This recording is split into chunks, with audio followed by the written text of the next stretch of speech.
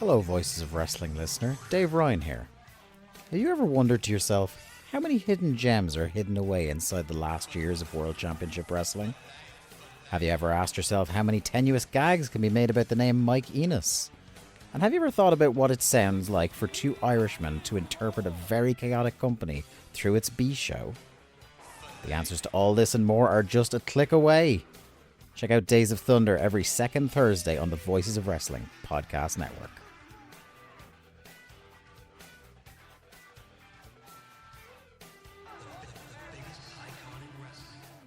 This podcast is a member of the Voices of Wrestling podcasting network. Visit voicesofwrestling.com to hear the rest of our great podcasts, as well as show reviews, columns, opinions, and updates across the world of wrestling.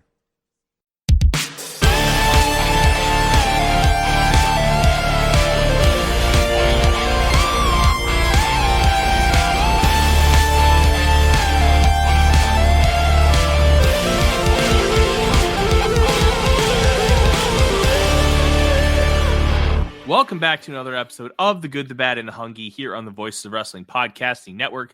I'm your host, Tyler Fornes.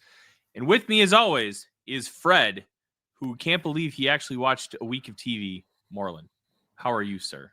I'm doing all right. That sure was a week of TV. Had some ups and also, this may shock you, some downs.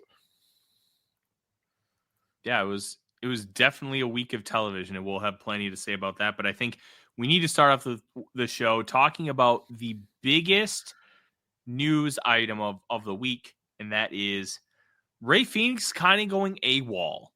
And it's really interesting that how he kind of went about this, because it wasn't too dissimilar to some of the complaints that CM Punk had after his exit from the company.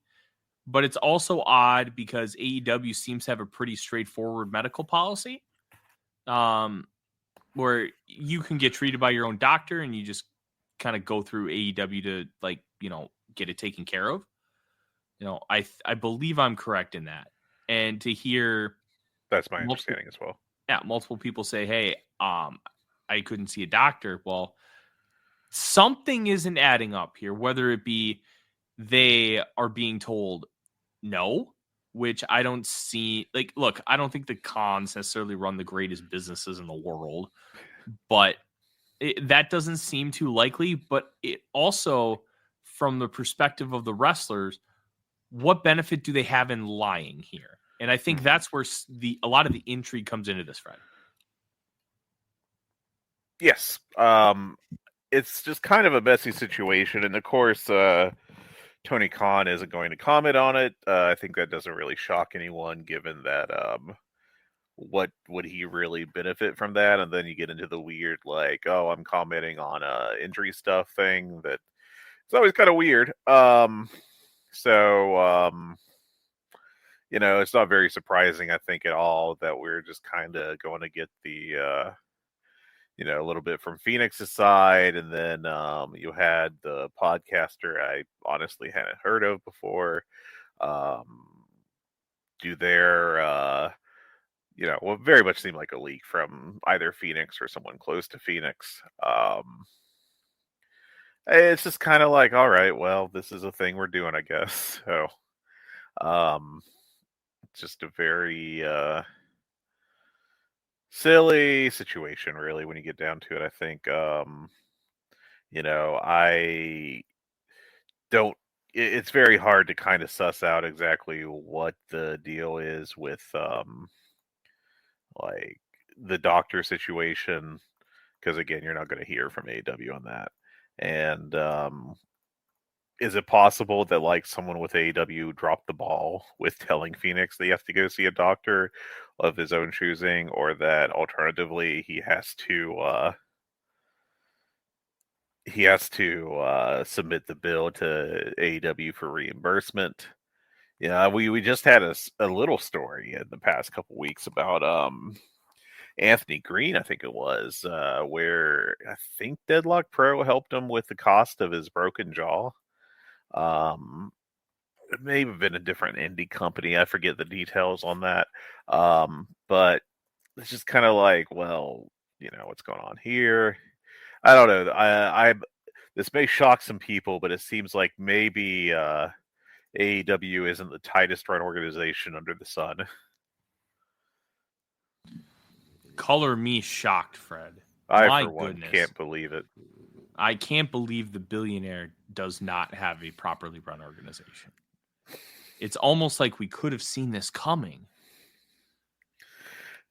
It's even funnier in hindsight when you consider, the fairly infamous Taz promo about how they don't run a sloppy shop. And it's rather unfortunate in hindsight that was, that may be one of those like little things that will haunt the company. I don't know. It's just really dumb. It's a dumb situation. It sounds dumb. I'm tired of it. It's dumb. And this company keeps finding its way. It's like Sideshow Bob with the rakes. It's keep finding a way to step on the rakes, and then you go, then turns around, steps on another rake. All that. Like, I just feel like that's where we are with this. And another example of that is the second story on our list. What a transition! I am the king of transitions, just flawless as ever. But where basically they have the situation, Willie Mack, the most important person to AEW, Willie Mack, has been pulled from a GCW booking under somewhat murky circumstances. The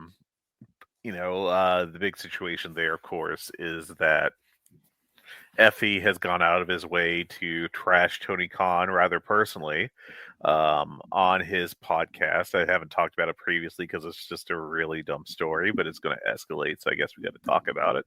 One of the things Effie has said is that Tony Khan basically has been put into the sports analytics role so that he's away from his father's businesses because he's an idiot, according to Effie, which I think is like completely evidence free,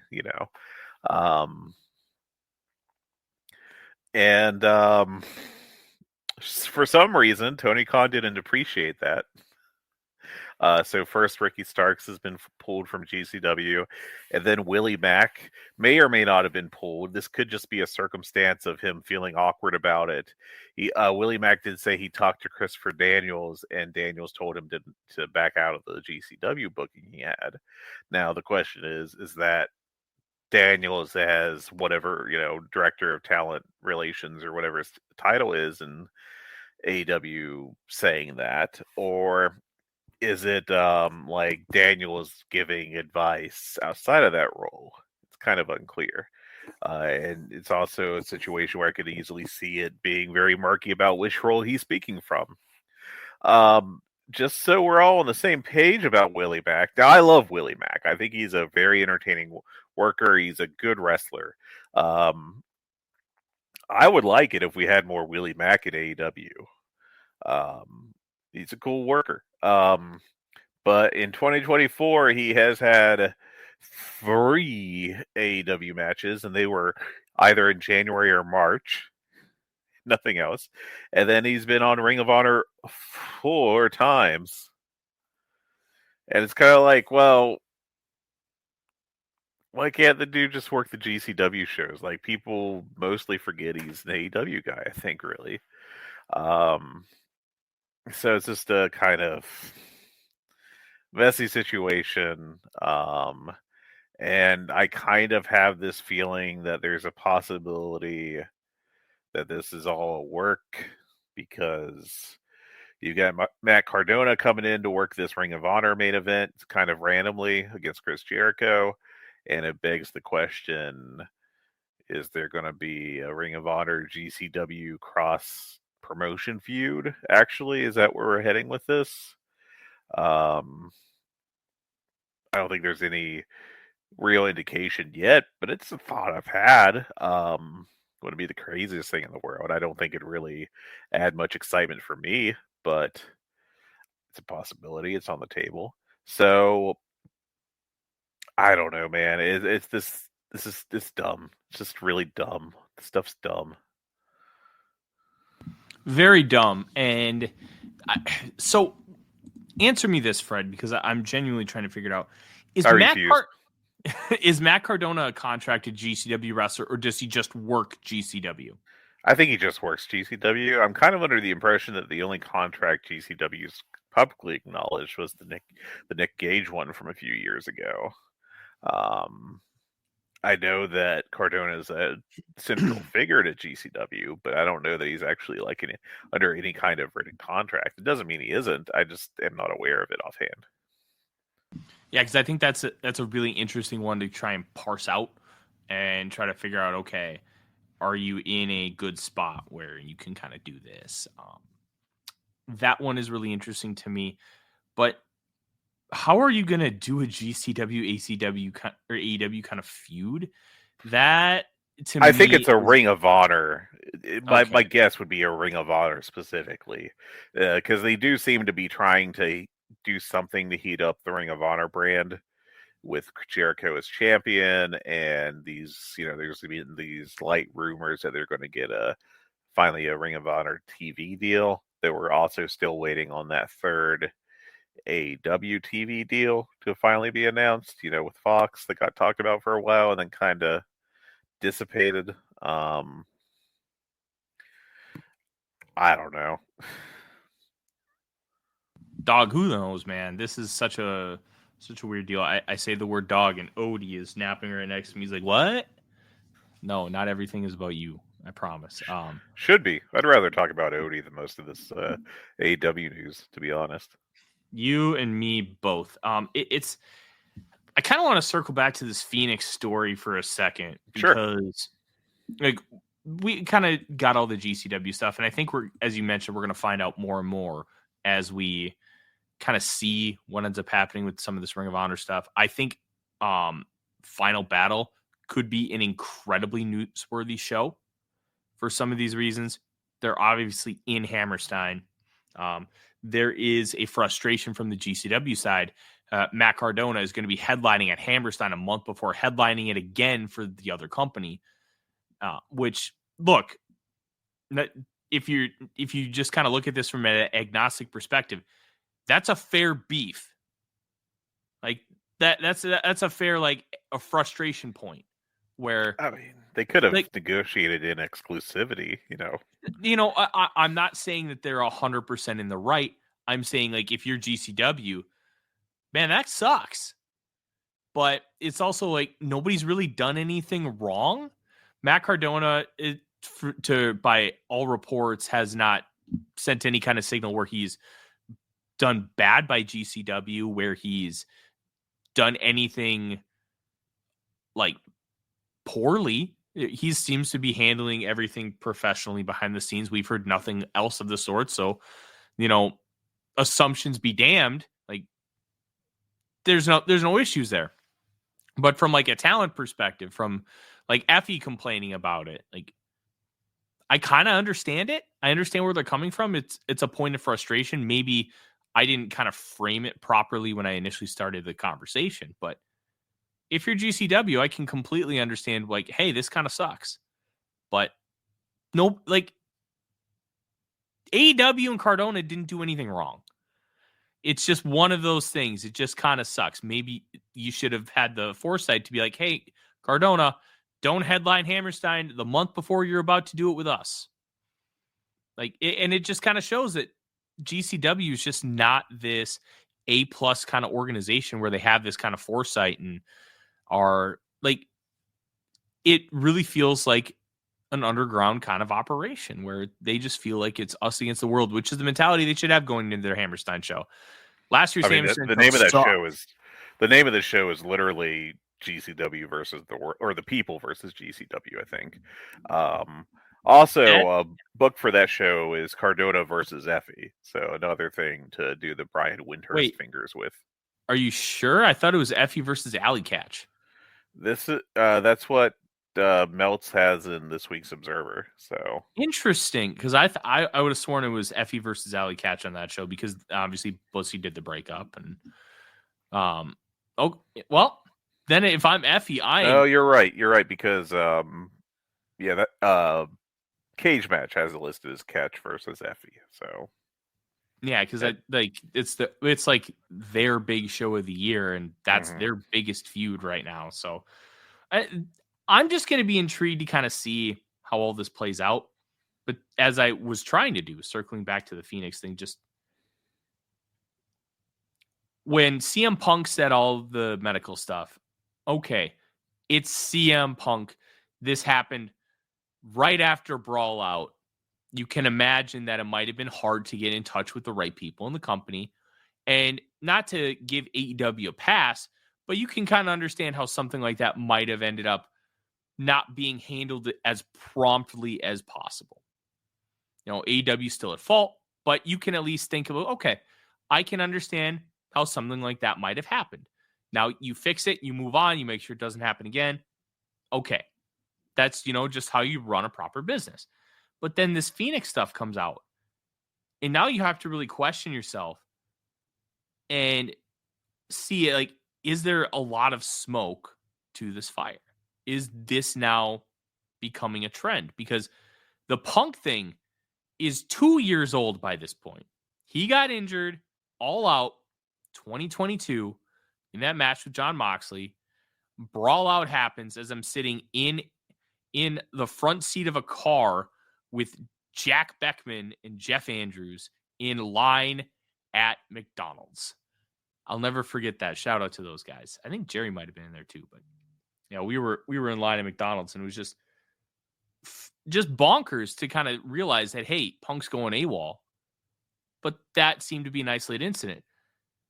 I have concern that it's not an isolated incident. Are we going to maybe see other people kind of speak about their quote-unquote treatment in AEW down the line? I don't think we can say with any kind of certainty that this is a story that's over. I think Fenix went about this in the wrong way, considering, dog, you're still under contract. You're being an idiot. But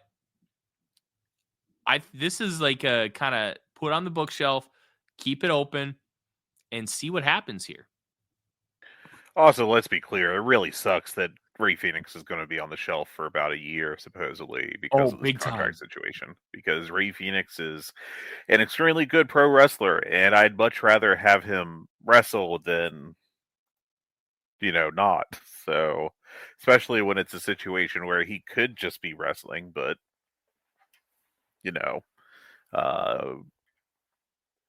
Tony Khan doesn't like using people on the tail end of their deals that they aren't going to renew. So,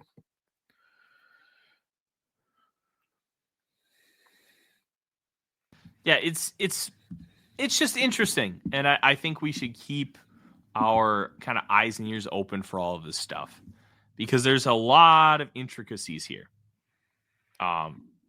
Let's kind of move on. I'm sure we'll get more of the GCW stuff as we kind of get closer to both Final Battle and the GCW People versus the World. For Brian Alvarez, Killswitch is doing much better, working towards a comeback, considering where he was a couple of weeks ago when we talked about him. Great news. Holy crap, is that great news. Juice Robinson has surgery on his broken fibula on the 9th. Dave Meltzer said it was successful. Also great to hear. Broken fibula, I'm guessing he's out a minimum of 3 months, depending on the severity of the break and depending on where the break was. Considering he needed surgery, that tells you he needed some like screws or a plate of some sort in order to kind of get the bone with the healing process. But good news there. Speaking of Juice Robinson, well, actually, we'll talk more about Toni Storm, but she's set to return in the wrestling ring tonight, December 13th on Rampage. That'll be cool. Adam Copeland has been nominated for a Children's and Family Emmy for his role as Arius in Percy Jackson and the Olympians. Man, Fred, if you would have told me that an AEW wrestler would have been nominated for an Emmy before a WWE wrestler, I would have been shocked. But here we are. As someone who watched that show, I'm also a little shocked. But yeah, it was a pretty good show. I thought that Adam was all right on it, I reckon. better than Money Plane. And yeah, just it's not like a real, if you will, Emmy. It's one of their side categories for children's programming, but it's still an Emmy. So Yeah, an Emmy is an Emmy, and I don't think anybody's gonna complain about that. This is an interesting one, Fred. Per the Wrestling Observer newsletter, Full Gear is up 3.7% on TV buys versus WrestleDream. If I recall correctly, TV buys is the majority of pay-per-view buys. I think so. I'm not sure offhand, but that sounds right to me. Hey, being up versus WrestleDream, I think, is huge considering where this company is currently at. I'll take that. Yeah, it's we'll see how it shakes out. It is a little suspect that the last couple pay-per-views we haven't heard much with regards to numbers, but still, yeah. Tony Khan was asked about a second video game, and he took the opportunity to talk about how the first one is available and still being expanded. The last downloadable content DLC was July 10th with the release of Tournament Mode and Jay White. Look, this is kind of how some of these things are. Unless it's a yearly release kind of game, you're going to get a lot of the DLC stuff, and then you'll get one down the line. But hell, Grand Theft Auto is still one of the most popular. Grand Theft Auto 5 is still one of the most popular games in the world, and it came out in 2013. That's obviously the odd one here. Call of Duty does a release every single year. You obviously have your yearly releases like Madden, MLB The Show, but it sounds like they're not going to go like the WWE 2K route and have one every single year, which, considering how the first one went, that might not be the worst idea. Yeah, but they also, I'm not really sure how much more they're releasing for this game, so I don't know. There's also was that talk from a few months ago, I think it was, that they were looking for possibly not developing with Ukes for the next title, so hard to say where that relationship is, but yeah. Yeah. Speaking of relationship, Big Bill and Lexi Nair got married on my birthday, December 7th. Both are off TV, probably because they're on a honeymoon. When I read that they got married, I learned that Lexi Nair was the stepdaughter of Diamond Dallas Page. Did not know that. Yeah. Good for them. I wish them a lot of happiness and success. And Big Bill has obviously had quite the journey over the last few years, and it's great to see him continue to move forward in a positive light. Getting married rules. Yeah. Staying married, well, we'll see. That usually rules, but it's up to the individual person. Yeah, it's never easy. It's always every relationship takes work. Yep, even the relationship I have with my dog. Sorry, I'm not married to my dog. I have a wife. I was just making a joke about Odie. That could have been bad. Anyways, let's talk about the show, Fred. And interesting show. It definitely happened. Some good, some weird. I want to start with Jon Moxley. Okay. I found it absolutely fascinating that he said Fatal 4-Way. Yeah. I don't know why he said it, and that's why I'm so fascinated by it. We know how much Jon Moxley hates WWE, hates their canned bullshit, hates the vernacular, but then he used it. Mm-hmm. And I'm curious. What made me extra curious about it is how Excalibur right afterwards did not use the words Fatal 4-Way, called it a 4-way match, which is how AEW has called it ever since the company began. That's how the announcers have always utilized it. Jim Ross sometimes will kind of use the WWE vernacular, but to a point, you can kind of let that slide with Jim Ross because he was with that company in heavy roles, not only as a broadcaster, but backstage for 20 plus years. Yeah. But I found it very interesting that Mox used it, especially with this new gimmick with the Death Riders.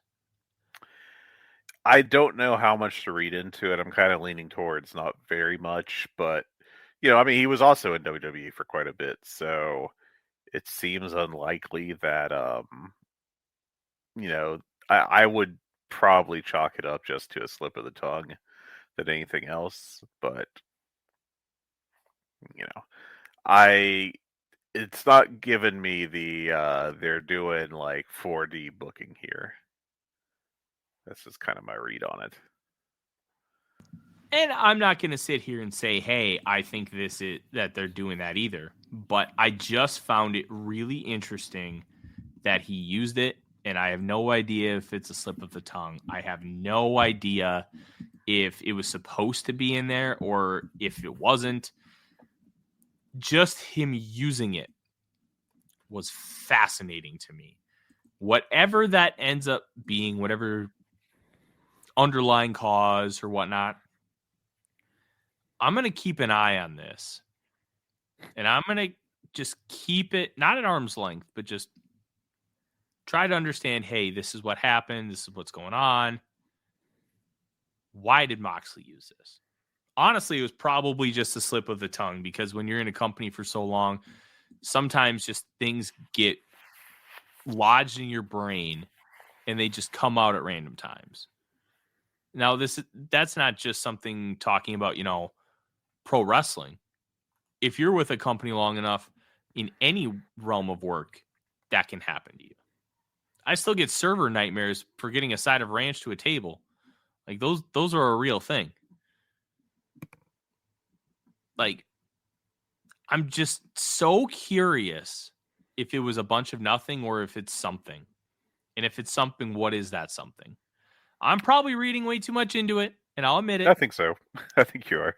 But it's Jon Moxley using the vernacular, not Mercedes Moné, not even like Claudio Castagnoli, not even someone like Will Ospreay. It's just fascinating. That's all. I thought this was honestly the worst show of the 3 of the past week. I thought Rampage actually was great this for once. That had I had 3 4-star matches on it for the Continental Classic with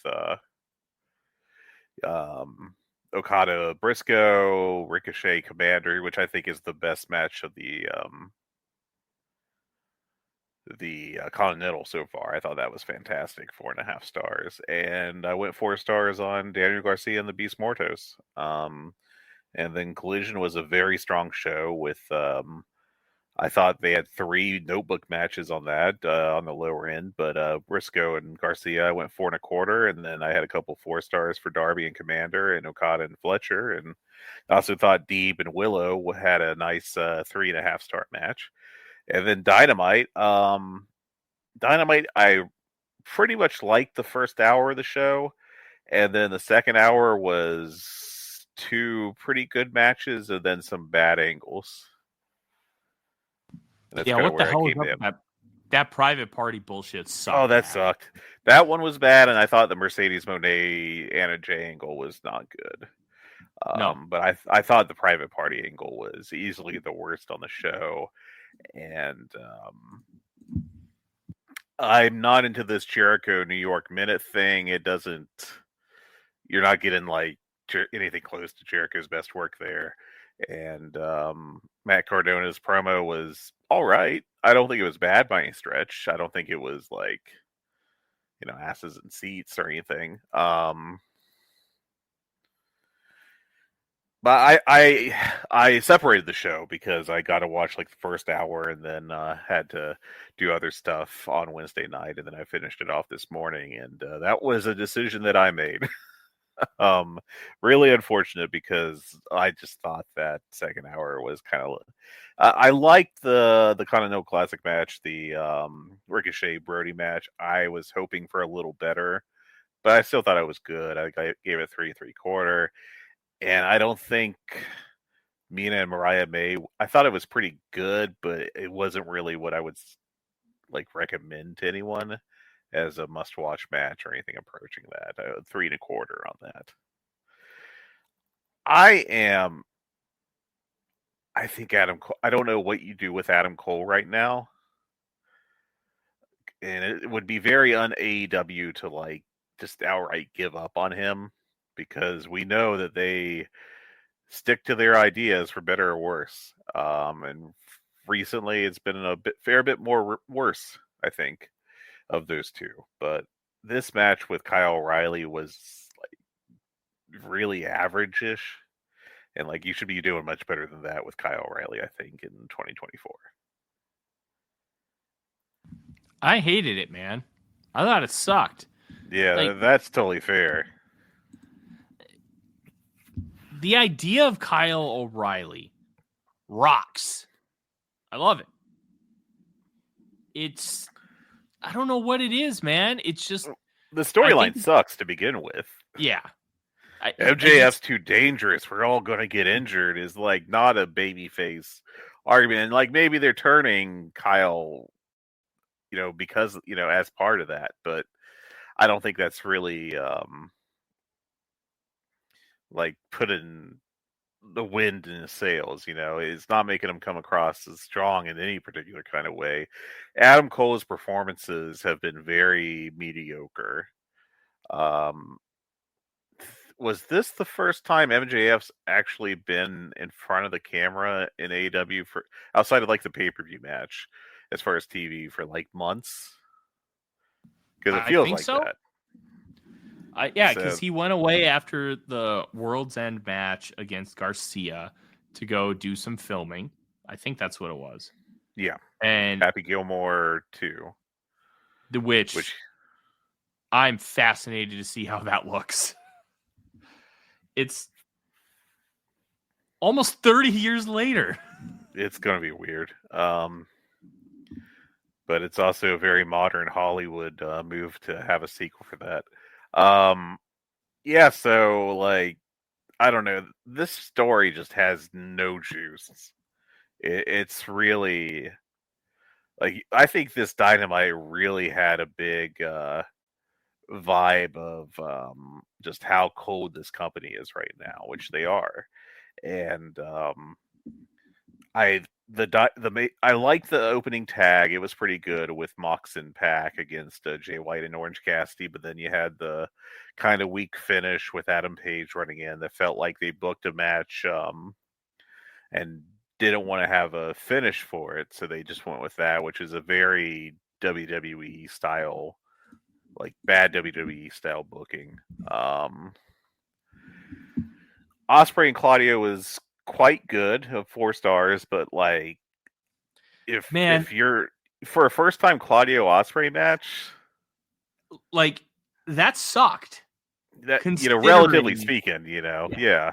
When you add the context in it, that match sucked.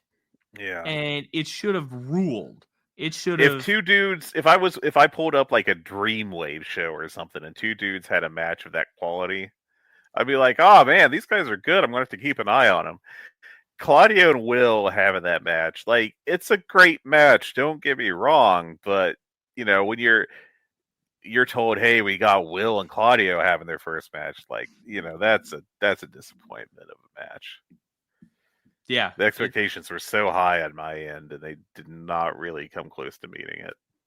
My expectations were low, and I was still let down. That line is just kind of how I feel in general. Like, I had expectations that this could be really good, but I also didn't expect it to be really good. But I still expected better than what we got, because look, it's a 20-minute television match, even if it's supposed to be like a G1 style. There's only so much you can do within the constraints of American television wrestling. Like, you have to work around a commercial break, and you have to do some of this. Oh, sure, but AEW has a long history of having great TV matches. And you know what? I'm getting there. Get there. They still could have had so much better. Yeah. And it just felt so deflating and disappointing, and it's kind of the epitome of where this company is right now. You can rely on the pay-per-views to be really good. You can rely on the big stars to not have a bad match. But to only pull a flat 4 from Will Ospreay when you are Claudio Castagnoli These two should have been way better, but This should have been 4.5 as the floor. You would expect. They should have woken up, yawned, put on their slippers, taken a shit, and that would have been 4.5 stars. Yeah, these guys are just really fantastic workers, and it was surprising how. I mean, again, it was a great match. Let's not kid ourselves, but still, it was great match. And when you talk about wrestling as a whole, exactly with these two, yeah, it's a letdown. Yeah. Now that said, yeah, I'm just jumping around a little bit since we're just kind of talking C2. Commander's had himself a nice little stretch. It is very noteworthy, I think, that when the whole Fenix thing went down, was about the time we heard a report that AEW was extremely happy with the work of Commander. And I mean, I think his Rampage match with Ricochet was fantastic. Like I said earlier, I think it's actually been the best match of the C2 so far. And I thought he had a very good, but not nearly as good. Like I'd put the Darby Allin Commander match on the same level as Claudio and Ospreay from Collision. So that's interesting in several ways. Once more, the Windhurst fingers come out. Now, why would they say that? But yeah, I thought the show had some good stuff in it, and I thought that was a pretty good FTR promo that they cut about the Asheville show,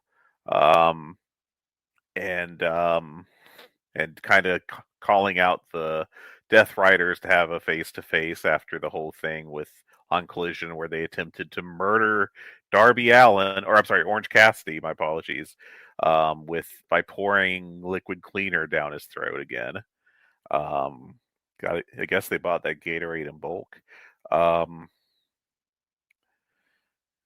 Yeah. Another weird thing from this Dynamite, Thunder Rosa in that main event in the crowd holding up signs.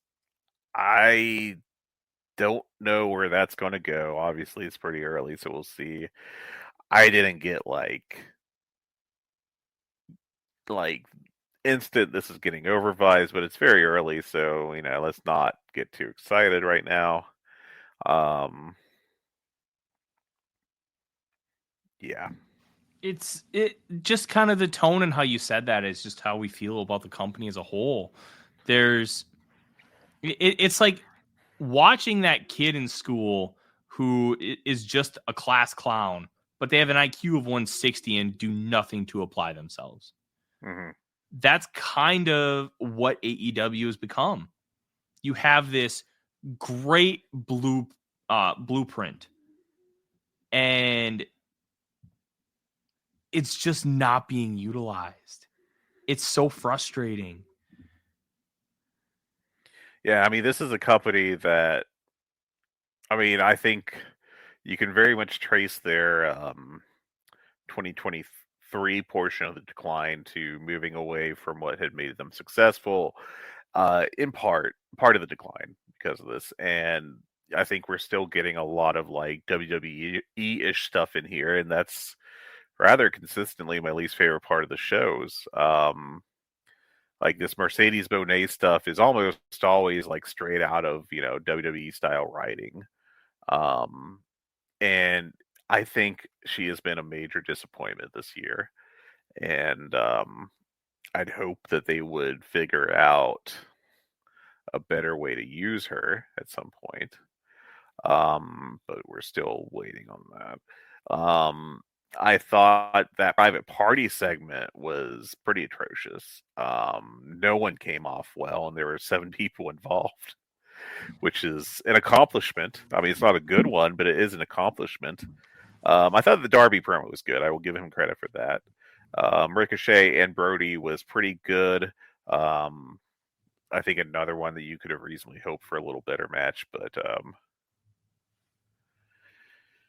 I do have one thing I want to talk about. Brody King rules. He does rule. They should push him more. I really enjoyed the Ricochet match. I went 4 1/4. I went 3 3/4. I thought it was good. I thought this was the best match on the show. Fair enough. Like my absolute favorite thing in pro wrestling, other than a really good like 1 count kick out when it's done properly, like when Ishii will do it, or Omega doing it against Ospreay after hitting him with the one-winged angel, is when a big man, like a small guy, like does like a crossbody or a shoulder block to him, and then he just leans into him and just pops him with a shoulder or something. Just a complete no-sell bully move. Like, oh, this Brody King needs to be pushed to the absolute moon. I think I said this in real time about Lance Archer early in this company. I thought they should have considered giving him a short title run. Now, I won't argue that how they built the title early on, Jericho first, then Moxley, like they did a great job of establishing that title with those first 4 reigns. I wouldn't change it. But how Lance Archer came off, how he looked, how he handled everything, man, it would have been sick to see him get a run with that belt as the Murder Hawk Monster. That would have been really cool. But also, it's fine if you don't. A TNT run would be fun, where he just goes in there and beats a bunch of jabronis every single week. Like, yeah, you remember when TNA introduced their television championship, and Devon Dudley won the belt, and he's like, "I'm going to be a fighting champion. I'm going to defend this every single week." How great would it have been to see Lance Archer every single week just defending it against some little pipsqueak from the local wrestling school and just throw him around the ring? Yeah. Like, I would want to do those kind of things with Brody King because he's so incredibly charismatic. He's so dynamic in the ring. And his matches with Darby Allin are among some of my favorites in the history of the company. I was live at the coffin match at Quake at the Lake in Minneapolis. I like when he choked out Darby Allin was one of the cooler moments in Dynamite history. That's another thing. I'm going to shift away from this. I can't remember what it was right after. And I don't know if this was on the TNT broadcast, but it's for sure on the Fight feed, which is what I watched. I think it was Tony Schiavone. That's a Dynamite moment, baby. I can't remember what it was after, but I'm like, no, we aren't doing this. No. That's worrisome. I'm going to say I've been down on Shivani's work the past few months as an announcer. I think he's a little overextended to be the lead guy on Collision. And I think AEW's announced situation, they could use a shakeup, I think. I think Excalibur is a good announcer. I know that some people really disagree. I think he does a pretty good job as a play-by-play guy. I think, boy, Odie's going to town on that dream or whatever's going on in the background there with you. That is a hell of a store. Well, there's Odie. What a dog.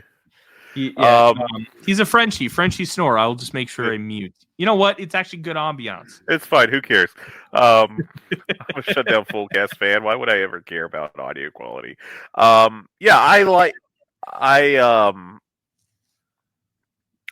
enjoy Excalibur. I like Tony as like the happy uncle in the announce table. I think Callis does a good job when he's out there. I think I like Daddy Magic and I enjoy Taz, but I just think they need to shake it up. You know, I'd like to see Ian Riccoboni with one of the major shows. I'd be more than happy if they had paired him with like Caprice Coleman and call Collision. Maybe move some guys around some. I just think that'd be a lot preferable, frankly.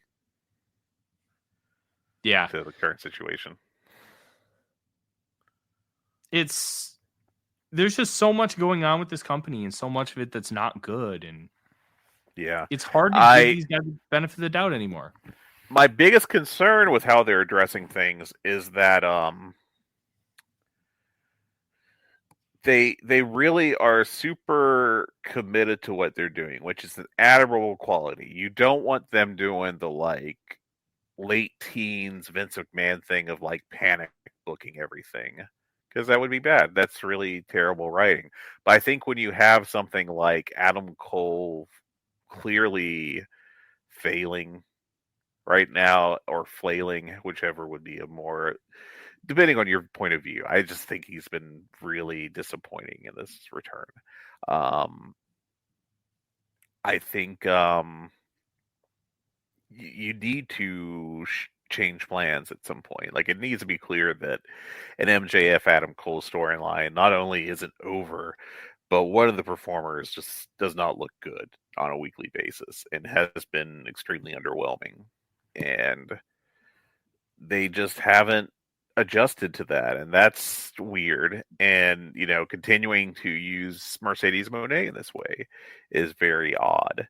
Like, you would think that at some point they'd have had a heart-to-heart and been like, Mercedes, we need to change the way you're being utilized.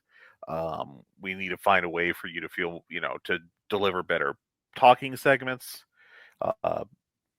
Match quality, she just had the Statlander match, so that's, that was a good one. But I think in general, her ring work has been underwhelming more often than not.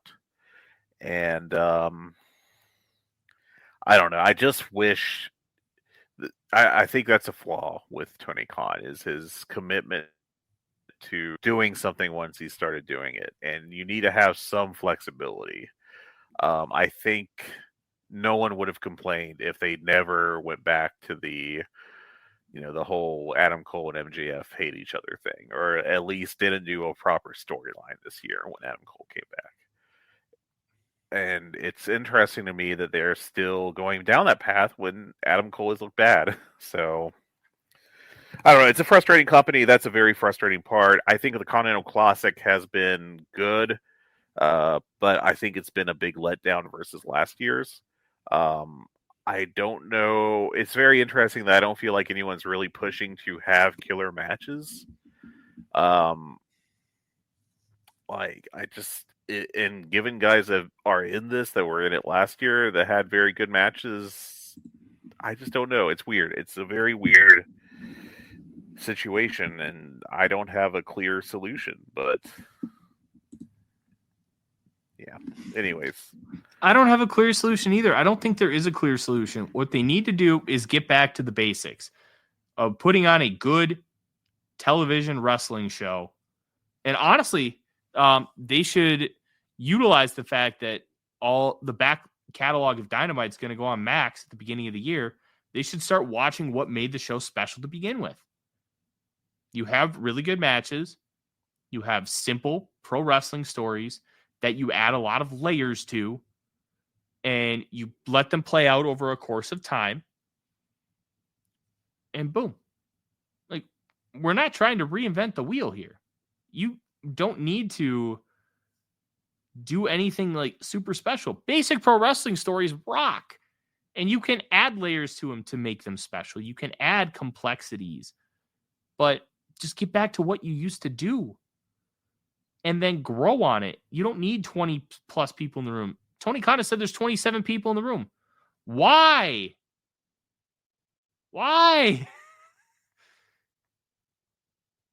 Fred, you are muted. I forgot where I muted myself. Yeah, I think the 27 number is just like I'm throwing a number out thing that he did. That's I mean, the show needs to get its stuff together. It's very frustrating for just how middling it is at points. Like, it's a good show, really. I mean, I shouldn't say it's middling, but the storylines are often disappointing. I am underwhelmed by where we are with the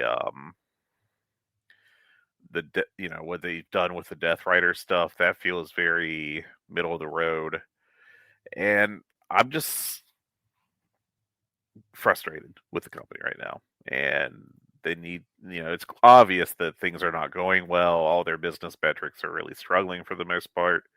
And it feels like they don't feel any urgency to address it, which is bizarre.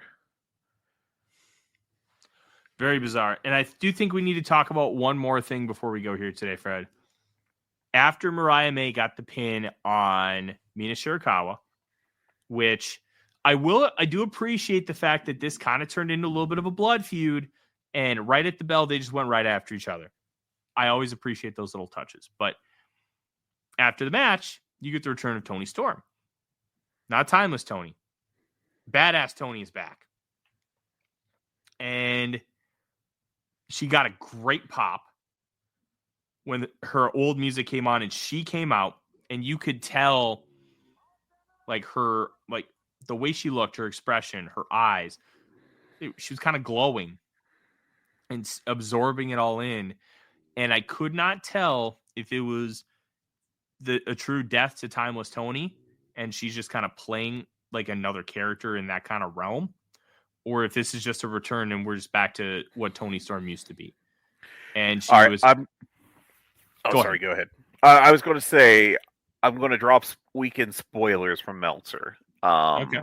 So if you care about that, this is pretty much going to be the last thing we talk about on the show this week, right, Tyler? Yep. Okay, so if you care about that, just pause the show, come back to us later when you get to watch the stuff. So 5, 4, 3, 2, 1.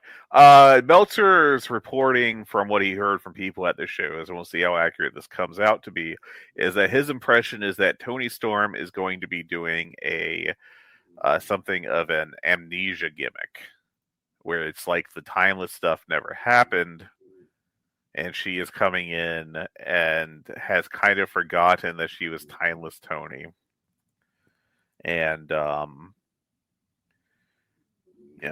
apparently after her Collision match, she said on the mic, "I never thought I'd get to say this, but Toni Storm is officially all elite." And that on Rampage, she teased being Timeless Toni, I guess, before finishing the match against Harley Cameron. Which, if that's the case, I'm out. We've talked about our ups and downs of the Timeless Toni stuff, but I think an underrated part of this company that has really struggled is that both of their women's championships have been wrapped up in this heavy gimmickry, I think. And I just want to see good wrestling, and it'd be nice just to see like Willow Nightingale having good matches with one of those belts at least. Or Toni Storm, like we know she can. Doing what she can do, but man, what the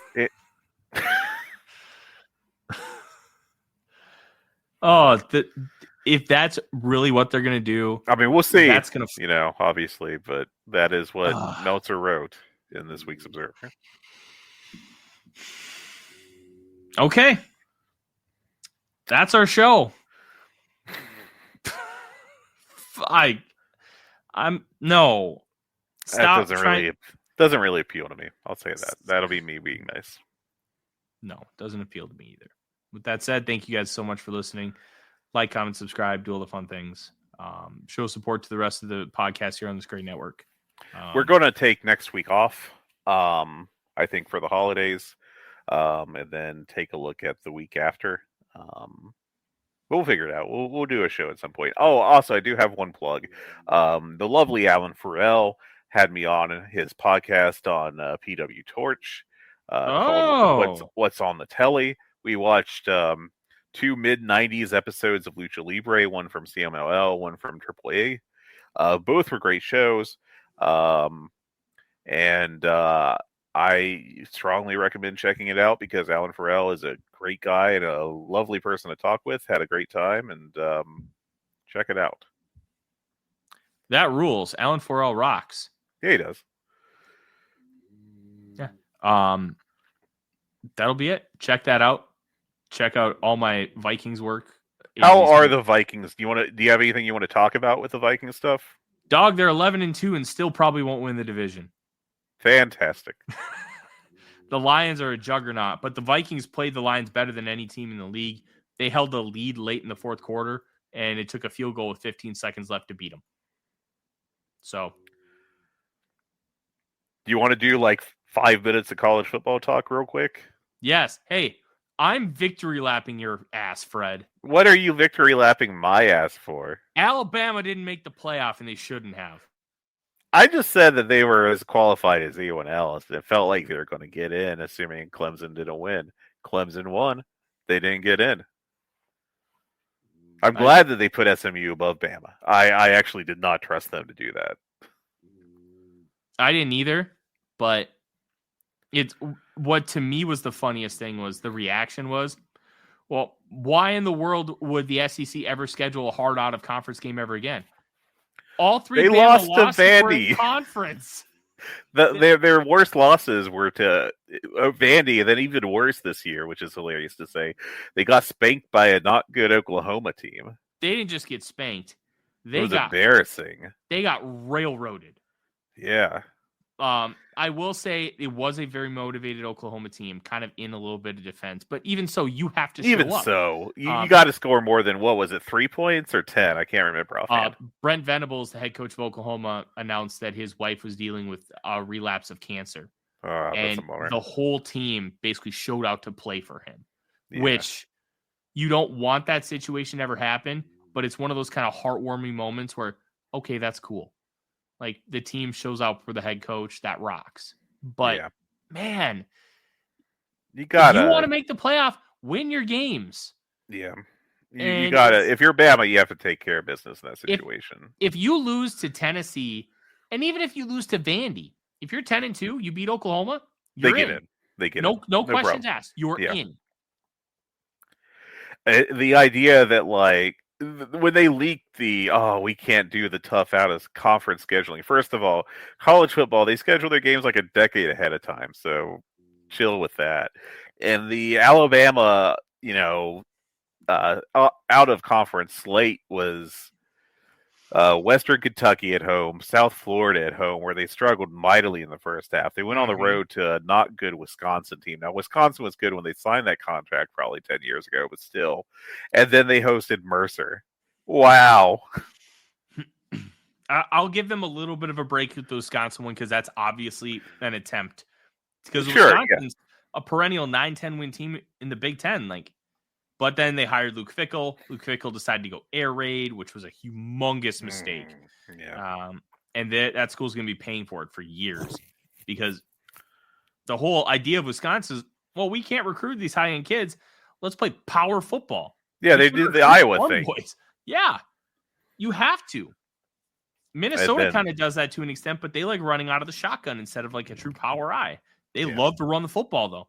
So it's just baffling that the Bill Belichick thing is fascinating to UNC, especially because it got UNC to apparently actually do NIL stuff for football, which they previously were not. And there's been a ton of ink spilled on this. So I'm not going to focus on it for too long, but I didn't think it was going to happen until it actually happened. And it is very funny that his contract gives him a $1 million buyout starting, I think it's June 1st or is it July 1st? Which of those? Either way, it's such a weird date, but ignoring all that, I think the really weird move in terms of hiring is WVU going back to the Rich Rodriguez well. Oh, I love that. I love it so much. Well, you would because you're a pervert for what he was doing at Jacksonville. Dude, I'm a pervert for what he did at West Virginia 20 years ago. But Steve Slayton ain't walking through those doors. Pat White ain't walking through those doors. No, but I don't know. Find another Owen Schmidt. Yeah, I don't know about that. Owen Schmidt was definitely one of a kind. I just don't know how that's going to work out. The retread thing, and Scott Frosty, UCF too. I nearly forgot about that. Just some really weird coaching moves this year in a market that is very quiet compared to usual. Honestly, it was a bad coaching market. A bad one. I mean, Dan Mullen got hired by UNLV, which I actually think is a good hire because Mullen's biggest issue at Florida was he didn't want to recruit. Yeah. You don't really have to recruit at UNLV. People come to you because you're in fucking Vegas and you play in an NFL facility. I don't know about that. I think you're a little optimistic there. It's so much less stress. Florida, high stress. Yes, better that's fucking true. win at Florida. Mississippi State, he could, if he won 7-8 games, he was in a gold mine. I mean, UNLV is going to have expectations now, though, to some extent. Not Florida extent, but still, I mean, they've been doing pretty well. I think they would like to continue that. One more thing here. I think it's kind of hard to tell with all the transfers and everything, but outside of the playoff, which bowl game do you think are you most intrigued by? A couple of them.